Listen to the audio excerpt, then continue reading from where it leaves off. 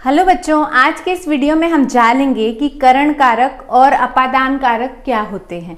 आइए देखते हैं करण कारक और अपादान कारक। सबसे पहले हम पढ़ेंगे करण कारक। अब करण कारक क्या होता है, तो वे जिसकी सहायता से क्रिया का कार्य होता है। जब कभी क्रिया का कार्य करने में जिसकी सहायता हम लेते हैं उस साधन को ही करण कारक कहते हैं। क्रिया का कार्य करने के लिए हम जिसकी सहायता लेंगे उस साधन को हम करण कारक कहते हैं। अब आइए इसे हम उदाहरण से समझें। इसके पहले ये जान लेते हैं कि जो करण कारक है इसका विभक्ति चिन्ह जो है वो से होता है और कहीं कहीं पर विभक्ति चिन्ह के द्वारा भी प्रयुक्त होता है। आइए इसे उदाहरण से समझ लेते हैं। जैसे राज ने ईंटों से मकान बनाया। अब जो मकान बनाने का काम है वो किसके द्वारा हो रहा है, किस साधन से हो रहा है, तो वो हो रहा है ईंटों से। ईंटों से मकान बनाए, किस साधन द्वारा बनाया, ईंटों से।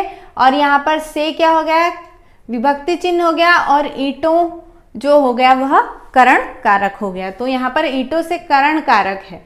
ठीक है, इस तरह साधन के बारे में हमें यहाँ पर जहां पर पता चले वहां पर करण कारक होगा। अब देखते हैं दूसरा उदाहरण।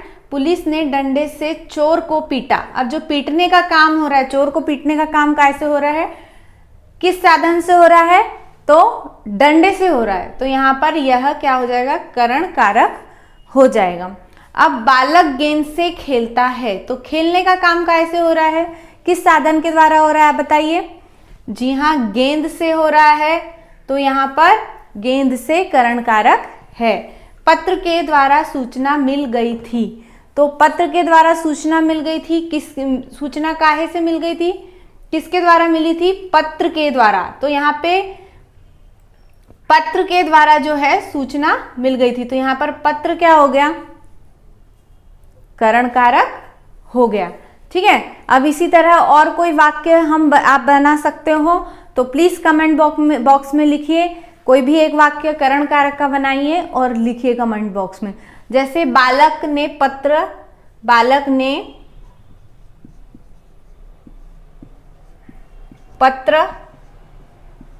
कलम से लिखा।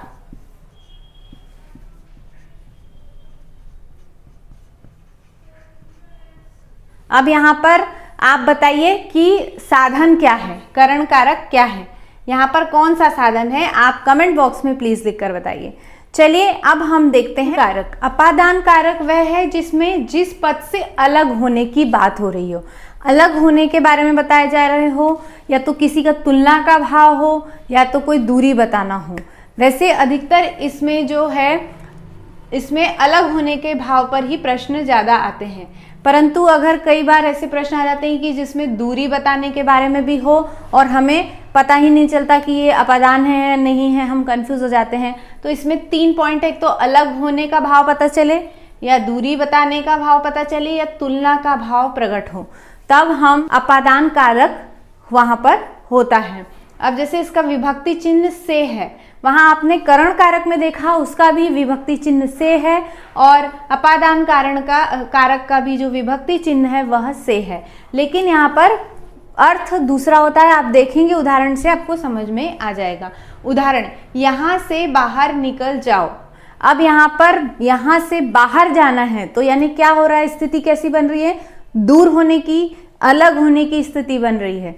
तो अब यहाँ से बाहर निकल जाओ, यानी यहाँ पे दूरी बता रहा है और अलग होने की बात हो रही है। तो यहाँ पर कौन सा कारक होगा, यहाँ पर होगा अपादान कारक। अब पेड़ से पत्ता गिर गया, पेड़ से पत्ता गिरा। अब पेड़ से जो पत्ता क्या हो रहा है, अलग हो रहा है। तो यहाँ पे पेड़ से क्या होगा, अपादान कारक होगा, क्योंकि पेड़ से जो पत्ता है वो कैसा हो रहा है, अलग हो रहा है, दूर हो रहा है ना, दूरी का भाव बता रहा है, अलग होने का भाव बता रहा है। तब क्या होगा, यहाँ पर अपादान कारक होगा। वह ऊपर से नीचे गिर पड़ा। वह ऊपर से नीचे गिरा, तो अलग कहाँ से हुआ, ऊपर से नीचे की तरफ। तो यहाँ पर क्या होगा, अपादान कारक होगा। मेरा घर यहाँ से दूर है, यहाँ पे मैं मात्रा नहीं लगाई, मेरा घर कैसा है, यहाँ से दूर है, यहाँ पे दूरी बता रहा, तो यहाँ से यहाँ पर क्या हो गया, अपादान कारक हो गया। भारत सभी देशों से महान है, तो सभी देशों से तो ये देशों से यहाँ पर क्या हो रहा है, तुलना का भाव बता रहा है, इसलिए यहाँ पर अपादान कारक होगा। इस तरह से अपादान कारक आप आराम से समझ जाएंगे। अब हमने करण कारक और अपादान कारक तो समझ लिए, पर होता क्या है, प्रश्न वहां आ खड़ा होता है जब हमें से दोनों में विभक्ति चिन्ह होता है, दोनों का ही चिन्ह विभक्ति चिन्ह जो है वो से होता है, तब हम समझ ही नहीं पाते कि हमें करना कहाँ पर है, कहाँ करण कारक आएगा और कहाँ अपादान कारक आएगा। तो इसे मैं एक बार आपको फटाक से समझा देती हूँ तो आपको आसानी से समझ में जाएगा। वैसे आपने पीछे अगर वीडियो पूरा देखा है तो आपको समझ आ गया होगा कि करण कारक कहाँ होगा और अपादान कारक कहाँ होगा। फिर भी यहाँ पर हम इसे दो तीन उदाहरणों से और समझेंगे। करण कारक में हम देखेंगे कि क्रिया के साधन का बोध होगा और अपादान में अलग होने का भाव होगा, दूरी बताने का या तो तुलना करने का भाव आएगा। यह इसमें इसके नियम है। तो अब हम उदाहरण देख लेते हैं, इसमें आप बताइएगा कि किसमें कौन सा कारक आएगा, ठीक है। अब यहां पर है पिताजी जहाज से श्रीलंका गए, पिताजी जहाज से श्रीलंका गए। अब यहां बताइए कि क्रिया का साधन है या अलग होने की बात हो रही है। तो आप देखेंगे कि पिताजी जहाज से श्रीलंका गए, तो श्रीलंका जाने का जो कार्य है, जो क्रिया है वो कैसे हो रही है, जहाज से हो रही है, यानी कि साधन से हो रही है किसी, तो ये साधन हो गया। तो यहां पर यह साधन हो गया, तो इसलिए कौन सा कारक आएगा, तो आएगा करण कारक, ठीक है, आया ध्यान में आपके। अब है पहाड़ से झरना निकलता है, झरना कहां से निकलता है। अब यहां पर जो पहाड़ है इससे झरना क्या कर रहा है, एक दूरी बना रहा है, निकलते समय दूर हो रहा है। वह जब ऊपर है, ऊपर से जब निकल रहा है, पानी निकल रहा है, झरना बह रहा है, तो एक दूरी बना रहा है। तो यहां पर दूरी के बारे में, पहाड़ से झरना निकलता है, तो पहाड़ से ये जो है विभक्ति चिन्ह, ये से विभक्ति चिन्ह काय को बोध कराएगा, अपादान कारक का।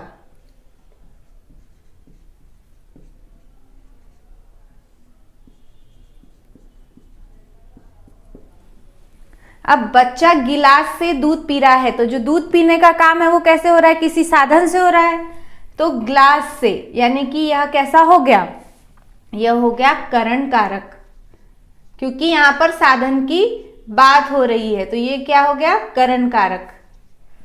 अब गरिमा से मेघा की आवाज सुरीली है, तो किससे किसकी आवाज सुरीली है, गरिमा से मेघा की आवाज सुरीली है। यहां पर कौन सा भाव आ रहा है, साधन की तो बात यहाँ पे नहीं हो रही, हम देख सकते हैं यहाँ कोई साधन की बात नहीं हो रही।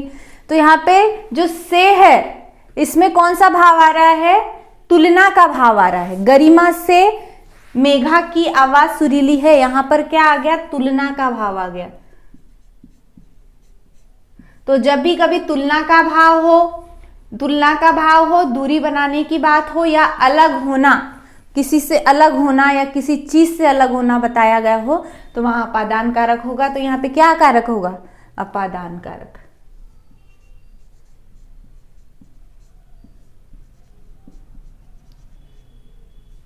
आई होप आपको ये वीडियो समझ में आया होगा, आपको ये दोनों